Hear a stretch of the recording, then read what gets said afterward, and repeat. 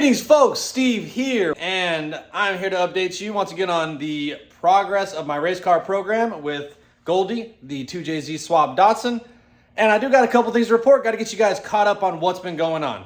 So just as a quick recap, me and Goldie are on a wicked losing streak against full-size pickup trucks.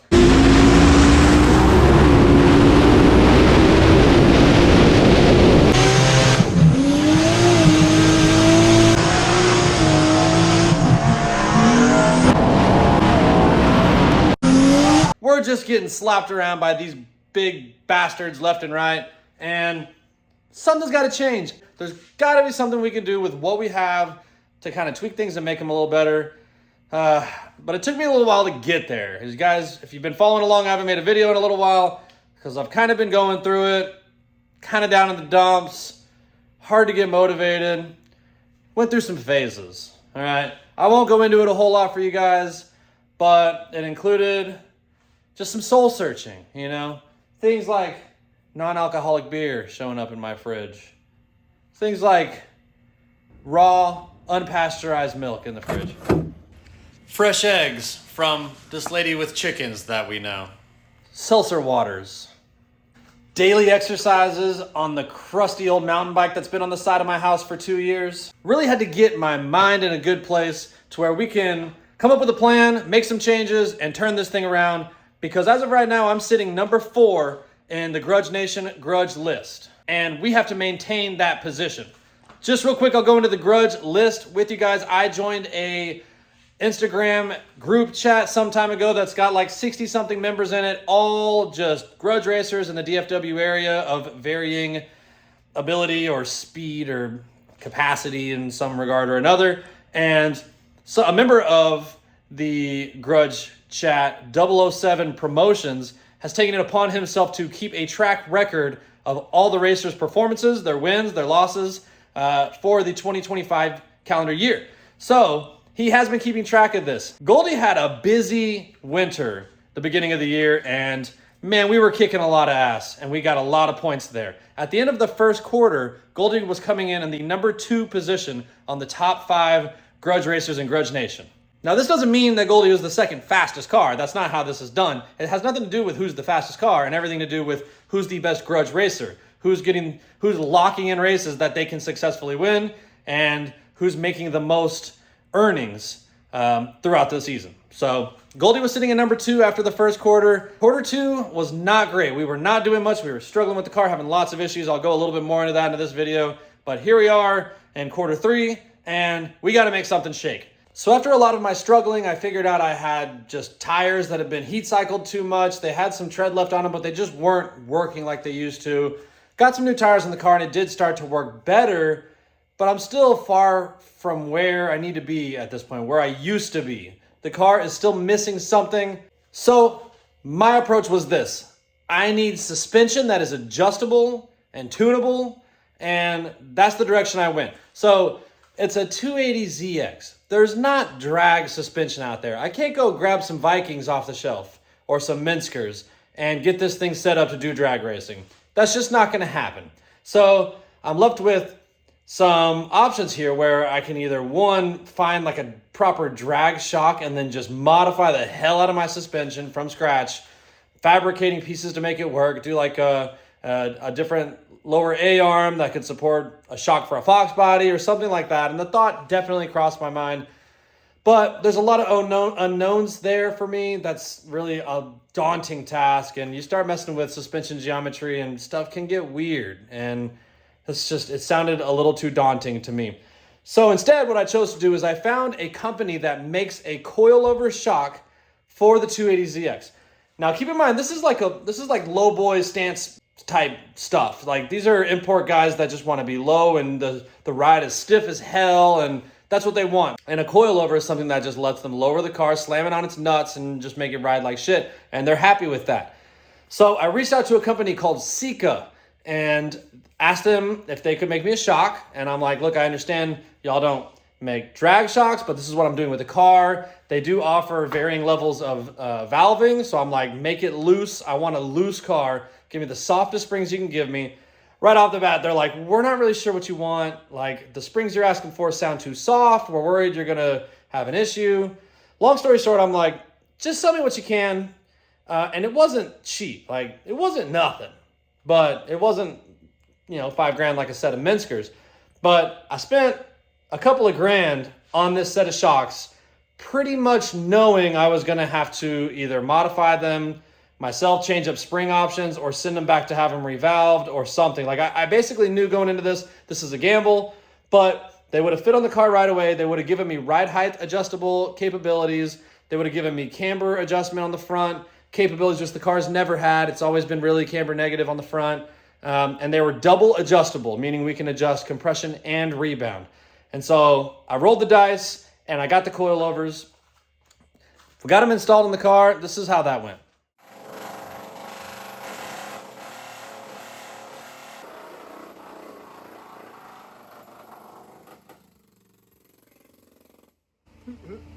Making room for our reservoirs on the new shot. We got some double adjustable coilovers going in Goldie, and we had to clearance her out a little bit to make a little room for them. But that's gonna look good. And the back's supposed to be the easy part. So the fronts we got to actually weld into the car. So we got that coming up next.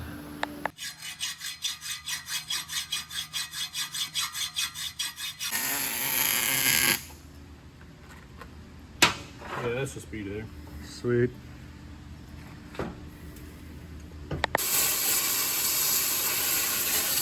Give me a hammer.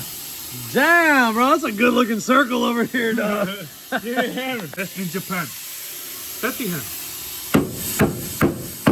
Ah, fuck, dude, I got the camera out for this. Que lástima. And yours. And Dios. Hell yeah, nice work, dog. That's a good circle, dude. I've never made a good cut like that with a plasma cutter. Woo! See it. Well, boys, we got the coilovers on. These are some Sika, is the brand. Just some custom coilovers that they really worked with me a lot on. So Sika makes coilovers for the 280ZX. They have a bolt-in package, and you can pick like whether you want to do like a pillow bushing or a rubber bushing. You can pick if you're single adjustable, double adjustable. Like, they have tons of customizing options, and this is what we ended up with. So this is a double adjustable Sika coilover for a 280ZX. Now, as you guys may know, I'm running the live axle on the rear. I got the Ford 8.8 solid rear axle, but it uses a stock 280ZX strut, which is part of the appeal for me, is I'm using the stock strut tower location, and everything just lines up, so I don't have to do too much engineering in that regard. So we got the rears installed, and these do come with adjustable front camber plates, which is a beautiful thing, because what I did in the past is elongated the strut holes to try to just cut down on some of the excessive negative camber this car has been prone to since I've owned it. But now that we got those adjustable plates, we're going to be able to dial this thing in perfect. Really, everything went really good. On the 280ZXs, you have to weld in the front coilovers because the style of strut that they have, where the strut is built into the knuckle. So me and my boy Sergio cut the tube and welded on the new coilover. This is our compression adjustment, and the rebound adjustment is at the top of the shock. But you can see we got plenty of room there. Everything went really good. Got it painted up so it won't rust. We were able to choose where we wanted to index our reservoir, and that was pretty easy on the front. There was one other thing we had to do. Since we're rocking the camber plates, the hole on the top of the strut tower is really small, and we wouldn't have been able to utilize those adjustments fully. So we used a plasma cutter to open the hole up, and that's how we're able to see the top of the camber plate. If we hadn't cut that hole bigger, you wouldn't have been able to get to those adjustments. So we did that using a plasma cutter. Sergio cut just the most perfect circle ever. He hasn't stopped talking about it for the last hour, but it was really good. I'll give it to him. The only bit of issue that we had with the fitment of these coilovers was the reservoirs on the rear. Now, Sika gave an option for doing a remote reservoir, and you would just choose your hose length, and then you could mount your reservoirs anywhere you want. That's something we do a fair amount of here at BSP on some of our custom coilover applications. but I didn't know where I wanted to put them, and I kind of just thought at the time, like, I had so many other decisions to make that I kind of copped out and was just like, you know what, just mount it on the shock. Like, that'll be fine. But that kind of turned out to be a big pain in the ass. So in the rear, where I had just tons of room to put a remote reservoir anywhere I wanted, I decided to mount it onto the shock, and you can see we had to clearance the body here. Otherwise, the reservoir would have been at risk of contacting the body when it was doing its thing, compressing. So both sides, we used an air hammer and regular hammers and just had to pile drive the freaking body there. But it actually turned out pretty good. And from the inside of the car, you can see where the change was made, but you can't even tell it was altered at all. It looks pretty factory. So we have moved on to setting the car up. So initially the ride height was a little high. We wanted to lower the car a little bit, and then for the first time ever, we were able to make fine-tune adjustments on the front suspension ride height. Now, this car has been on stock front suspension for the duration. It had adjustable coilovers in the rear that didn't have adjustable dampening, but I could alter the ride height in the rear, but it was kind of some janky eBay stuff. So for the first time ever, we're able to dial in the ride height, get the rake we want, and adjust compression and rebound on front and rear. So that's really exciting. Anyway, we're going with a little bit of negative rake for now. The initial setup, I'm going to try a little bit of negative rake. That's meaning the rear of the car is lower than the front. That's pretty typical for no prep or shitty surface racing, which is mostly what we have been doing lately.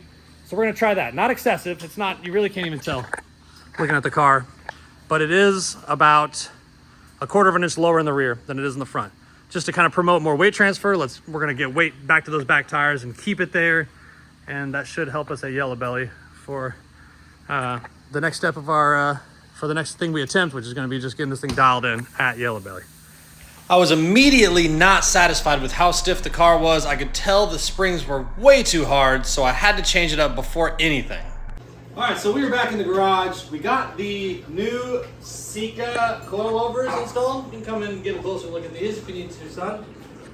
These are the coilovers we installed the other night, and this is the spring that they came with. This is a 4K spring, which is about, I think it's like 375 pounds. And because it's so short, we also ran this helper spring with it because I figured I'd be running some negative preload on it. Well, as soon as we got it installed, it was clear that the front end was way too stiff.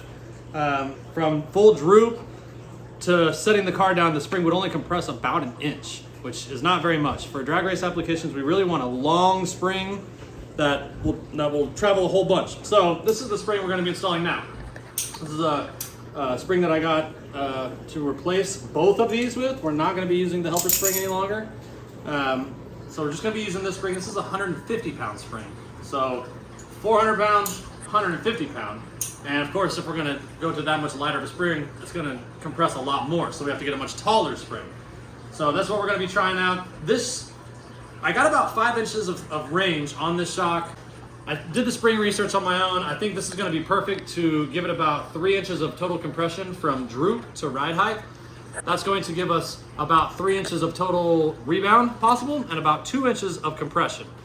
You're not doing anything weird like zooming in on me, are you? No. Don't be goofy. I'm going to try to use this footage. For drag racing applications, we don't need as much compression as we have rebound, usually a 60-40 split. And frankly, 5 inches of range is pretty tight. So I'm not going to get a whole ton of extension. I'm going to have to sacrifice a bit of compression. Hopefully it doesn't get sketchy bottoming out on the compression side of things, but it really shouldn't because this thing's going to stretch out on the hip. It's really just a matter of when I'm slowing down, hopefully the car... What are you pointing at right now? Can you see me? Am I on camera? Yes. Really just a matter as long as I can slow down safely without the short compression being a problem, bottoming out, we'll be in good shape.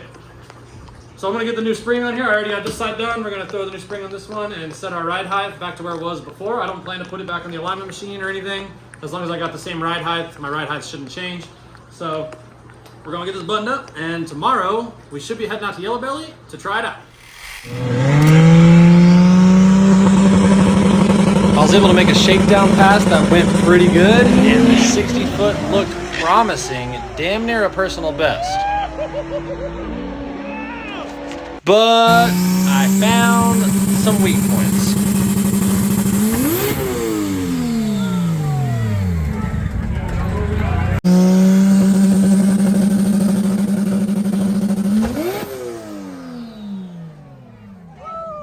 A bunch of welds broke on my rear axle and the tire wadded up under the fender and the car would not move an inch.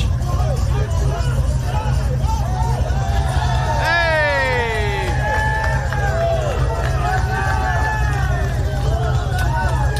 Good job, guys. Good job.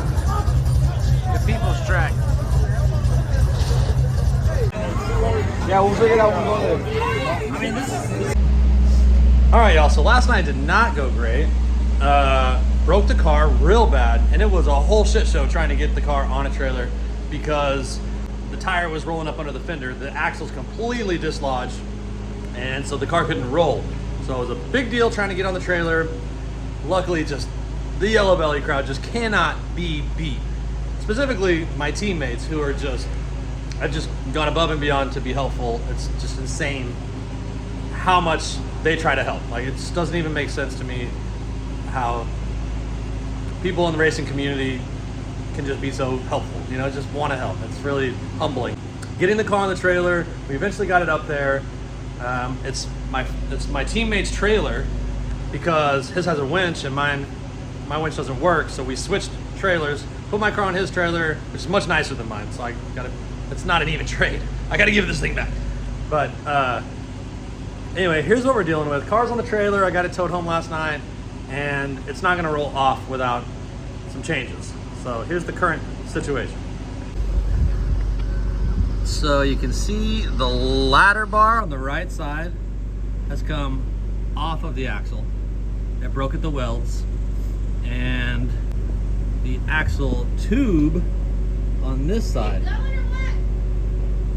The axle tube on this side broke at the weld where I shortened it. So that ladder bar attaches on the outside of where that breakage is. So we have one ladder bar attached to one wheel, essentially. And on the left side, this is still attached to the shock. We still have the shock attached, which I haven't inspected the extent of the damage with any of that. But that's it. Like, the diff all the way to the tire on this side is only attached by the shock. And then of course the axle shaft, that's like going through the tube here into the differential. So I don't even know if that axle's even any good, like if it's split apart or whatever. So we got to figure out how we're going to roll the car off the trailer. I do need to return this trailer back to my peoples because they use it for towing. That's their business. So I don't want to put them out any more than I already have. So tonight I'm having my buddy Sergio come over and we are going to figure out a way to get this car back into its spot. All right, well, we got some welds down. So now we're gonna put this wheel back on, go to Yellow Belly, and make a couple passes and see if it holds together. No, not really. Now we're gonna see if we can get her off the trailer. These are not substantial welds, very small welds. The more I weld on it, the more I gotta grind away whenever I actually fix this thing. So not doing too much was the idea, but now we will see if we can make the car roll.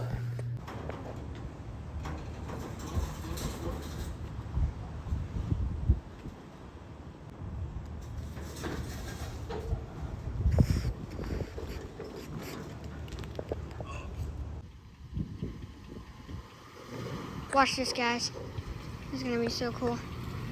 My dad's pushing the truck with two foam ball squares in there, pushing the off the rim.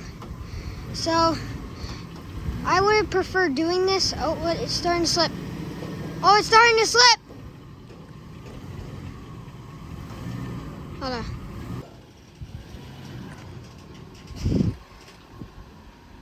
They made it. It's very sketchy stuff. All right, y'all, I'm out here in the garage now. It's hot. It's hot as June bugs and mosquitoes everywhere. Hell out here. Just me and my little Amazon swamp cooler making it work. Got the car lifted up in the back and I'm about to pull this rear axle out and we're really gonna dig into all the damage that resulted from our axle bracing ladder bar failure, or really what, frankly, was just a bunch of failed welds. So I got the drive shaft out and the drive shaft actually looks okay. even when everything got crazy and the axle went cocked, it was actually the flange that failed, not the drive shaft. So I don't even think I'm gonna have to take that to them. I think I just need to get a new flange and a new U-joint for it.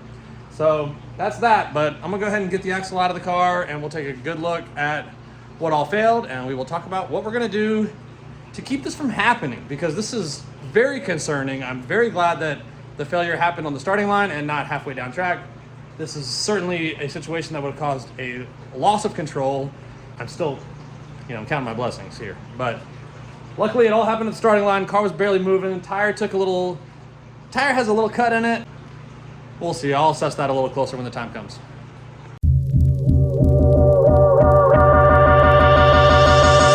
Garage once again, and I got the axle and driveline assembly out of the car, and able to take a look at the damage with a little better perspective now. This is the first bit of destruction. This is the flange that goes on the drive shaft and bolts up to the pinion on the axle. And as you can see, the ears ripped right off of that. That surely happened after the breakage as a result of the axle shooting downward, or rather upward. I guess it would have gone. Not really sure which way it would have gone. Which way would it have gone? Upward, for sure. So here's the other damage. This is our ladder bar bracket. You can see I got it welded on now because I did that to get it off the trailer. But you can see where the other one once was, and you can see like where I didn't, where the weld broke. So this one was welded on both sides, TIG welded. This one was only TIG welded on one side because of the narrow access with the torch. And then finally, here we have the part of the axle tube that was cut whenever I shortened it. This is an 8.8 out of an Explorer, so that tube was longer than this side. So what you do is you shorten the tube, and then you get two of the axle shafts that are the same length. You get a second one of those, get rid of the long shaft, and put in the right-hand shaft onto the left side. So it's equal length, and it broke where I welded it. So I'm not really sure what came first. This has already broken on me once where I welded this. I MIG welded it the first time, didn't get much penetration. This time I TIG welded it, and I put a lot of heat into it, and I felt much better about it, but obviously it still broke.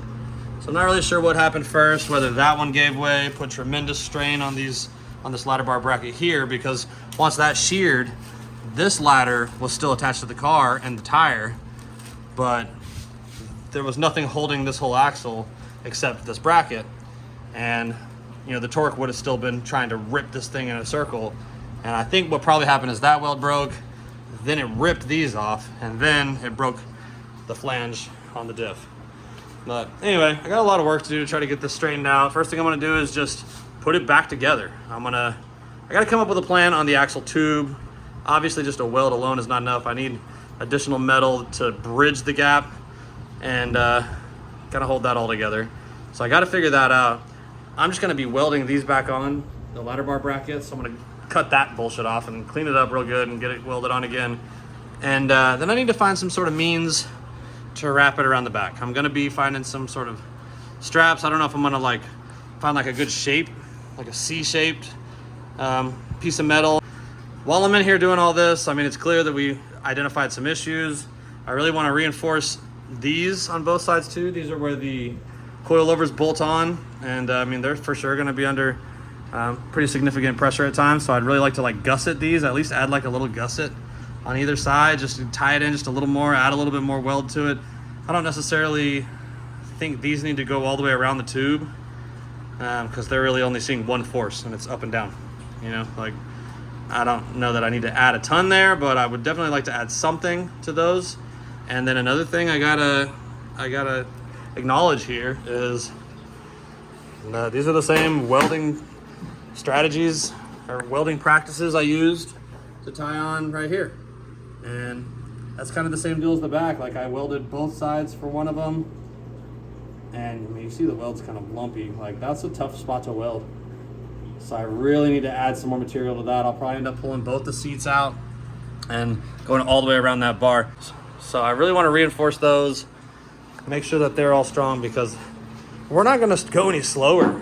There is no plans to slow this car down any. If anything, I'm going to hit it harder with more power.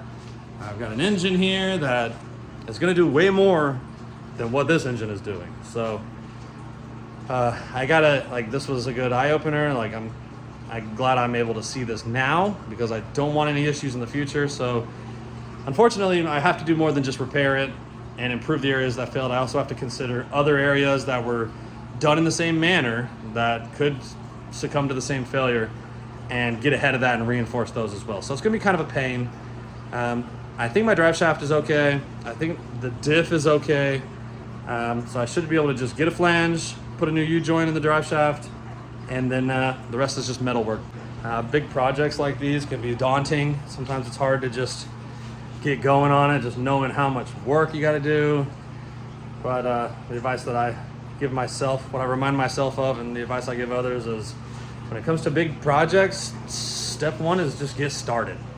Step two is do whatever's next. But step one is just get started. Once you're started, I just try to chip away a little bit every night. Like last night I started pulling the axle out. I thought I would have it out of the car, but I got hung up on some tight fasteners in a tight spot, so I had to bring home some specific wrenches to get it loose. But tonight the goal was get it out and start to get it apart.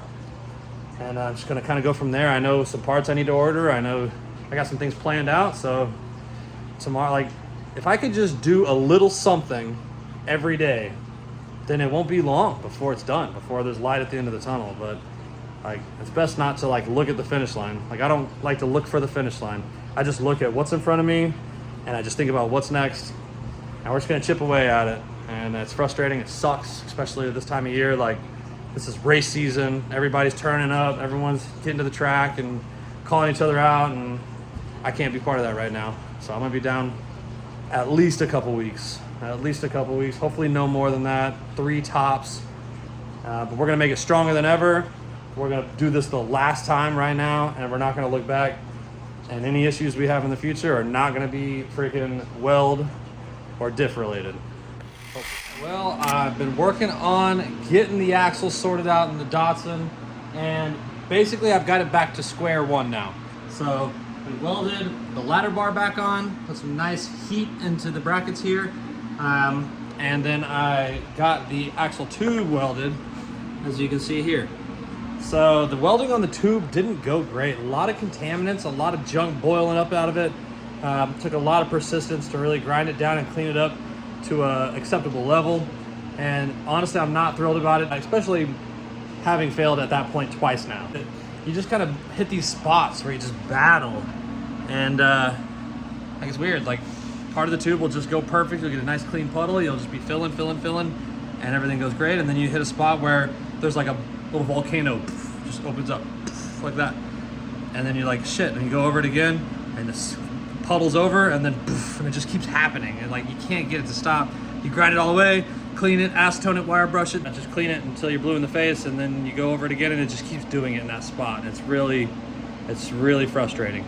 But I stuck it out. Also, the axle is certainly tweaked. So you can see this is the weld here. It's already been really polished because I'm about to go weld over it right now, but I had lined it all up before I started welding so that the evidence of the weld was all aligned. And I did a tack weld, and I turned it over like 90 degrees, and I did another tack weld, and it seemed like everything was aligned, but as I welded around and I started rotating the housing, it became clear that it's not. Like, you can tell right here, like, this is higher than this. Like, that is not aligned. Now I got a laser level out, and probably not the right tool for this job, but I just wanted some sort of reference here because I wasn't really sure how I was going to proceed. Once I saw this crookedness here, I'm like, well, damn, that seems like a pretty serious problem. So I got a laser level out that puts just like a perfectly level laser line, and I held it in multiple different areas, and I would just kind of shift it up until the laser was just barely grazing the top of the tube, and it was square all the way across. Like, there were spots that it would skip, there was little gaps, like small gaps that it would skip, but if it was hitting the middle of this bolt right here, it was also hitting the middle of this bolt. Whenever this thing was like on jacks, perfectly level, within reason, and I did it at multiple different angles, and it just kept looking aligned. And so I'm like, okay, well, I don't think this is really as bad as it looks. Like, it's troubling to me. But I think the greater scheme of things, that hub and that hub are on the same plane. And really, that's the most important thing. But anyway, so that's a little wonky. I think probably this tube is just a little out of round. It kind of probably ovaled a little bit when this all went down. But I do believe everything's square, within reason, within a tolerable range. So what I'm doing now is I'm gonna go ahead and just burn in this bracket a little more. This looks like kind of a cold weld to me now that I've seen some welds and seen some failures and stuff. My biggest concern for the moment is strengthening this butt weld where the axle tubes go together. So here's my plan for that. So I got these pieces of what I thought was 1/8 inch steel. It's actually a bit thicker than that. But I cut them 2 inches wide. This is thick stuff. They're 2 inches wide, and then I drilled these holes kind of staggered in here. And my plan is to weld it down onto the tube, use the holes as plug welds just to grab a little bit more material, weld all the way around the edges. But I'm gonna get started welding onto the tube, and then I'm gonna hammer this thing down and around. And I'm just gonna keep working it down and clamping it and hammering it and welding it until I end up, hopefully, with a nice little sleeve of this thick steel that's just going to create double, or really it's going to triple the amount of weld area that we have, just because we're going to weld down this edge, we're going to weld down this edge, and we're going to weld in every one of these plug holes. So we're going to get a much better grab. I think if the welding goes good and if we're able to conform this relatively tight to the tube all the way around, then I think our troubles with this weld, this butt joint, are going to be over for good. Then we can focus on how we're going to beef up these brackets. So we got the strip welded in place. I TIG welded around the edges of it here, and now we're just going to try to conform it. That's actually working pretty nice. And we'll just add some weld in the areas we butted up. We'll fill in our plug holes, and we will just continue that all the way around the axle. Circumference of this is about 10¼ inches, so this piece wasn't long enough, so I got one more little guy right there that we're going to butt in. But the solid seams on the bottom for fluid leak resistance. And then the second piece will pie cut right into the top. So I got the axle finished up last night. I did a couple of things here. You saw I put the 1/8 inch plate around the weld where the tubes weld together. I also went ahead and added a steel rod all the way around the back of the axle, welding it to the bracket on this side and on this side, just to give it a little bit more strength. So if we have this failure again, we won't have a complete disconnect of the ladder bar. So a little bit of cheap insurance there. I wanted to weld some more on. I kind of wanted to put one for the shocks, and I had these plans to put all these rods, but it actually took a lot of time to make those welds, and I think they're gonna be pretty strong, so I'm not really that worried about it. The other day at the shop, I got the drive shaft assembled. I got a new flange. It's got the 1350 U-joint, which is what I had originally. Now I'm going to put the axle back in the car.